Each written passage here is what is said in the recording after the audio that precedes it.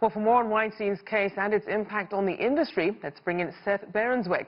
Seth is a business and corporate attorney. Welcome back to the show. Great to be back. So let's start with the state of Weinstein's businesses amid not just this trial, but obviously the newest charges as well. Right. Just how costly has this been for his bottom line before the trial even starts? Well, what's interesting is that although he's paying a lot of legal fees for his attorneys, when you take a look at what's been happening with the estate of the Weinstein Company, which was really his creation and had been operated mainly on the East Coast in New York, he really hasn't paid anything other than directly for his personal attorney's fees. There has been a bankruptcy process that has enveloped the company, and in that bankruptcy process, it's been split into assets and liabilities. The assets of the company, which are really the crown jewels, some of the most precious crown jewels in all of American entertainment, were sold to Lantern Entertainment for $289 million. With respect to the liabilities, which settled dozens of sexual harassment and assault cases, there's a pot of about $47 million to settle those cases. That comes straight from insurance carriers. None of that money comes out of the pocket of Harvey Weinstein. So let's break some of that down, because that's very interesting. I think a lot of people are wondering if he's actually taking a loss, and apparently at least not... Not immediately. And yes, not right. immediately. As we look at some of the parts of his empire that could potentially get sold off, you mentioned one of the companies.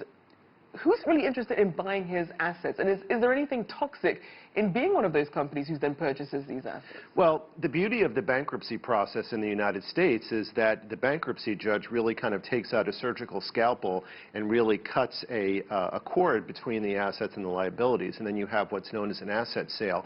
The assets are cut free and clear of liabilities, and it was a very interesting and lucrative deal for Lantern Entertainment to buy these crown jewel assets for about $289 million.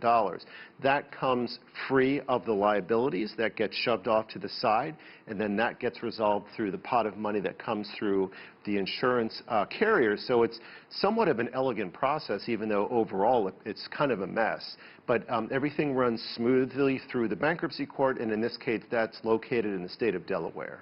Now, I also want to turn to the status of the settlements and the sort of criticism about how these settlement funds are being allocated. Obviously, right. there's legal fees, and then you have the victims themselves. What are some of the discussions being had? Sure. So what has happened is that there is a proposed settlement.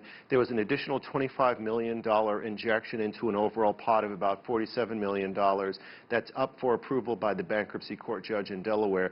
This is subject to a lot of controversy and criticism because under the plan, certain victims are going to be able to obtain the first tranche of about $18.5 million, not to exceed about $500,000 per victim. There's also going to be several million dollars coming from those funds that are going to actually pay off the lawyers for Harvey Weinstein.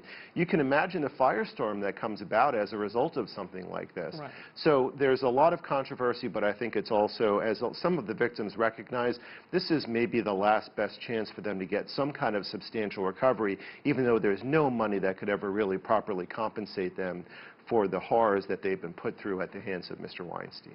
Now, we certainly saw, obviously, the rise of Me Too and Time's Up movements as a lot of these very high-profile cases came to the fore.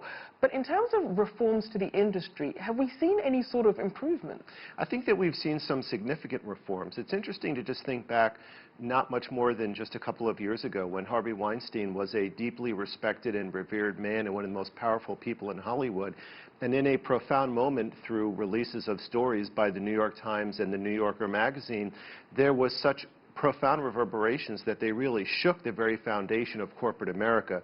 So to answer your question, I think that as a result of that, there have been some very significant systemic changes to the point where it's really been kind of a cultural reckoning through the course and through the heart of corporate America, where companies are realizing that it's a different country now, it's a different culture, it really is a unique cultural moment, and there have been some significant reforms. There's been increased focus on human resource issues and how people are treated in the workplace, and there have been also some serious reverberations and fallouts of people who have really lost their careers as a result of very significant conduct. You look at Matt Lauer in the media and Bill O'Reilly highly. There's quite a number of people who have felt the reverberations of this. So it's a very deep and profound impact. And it's also a deep and profound impact outside the courthouse in New York. That's really ground zero for protests with regard to sexual harassment.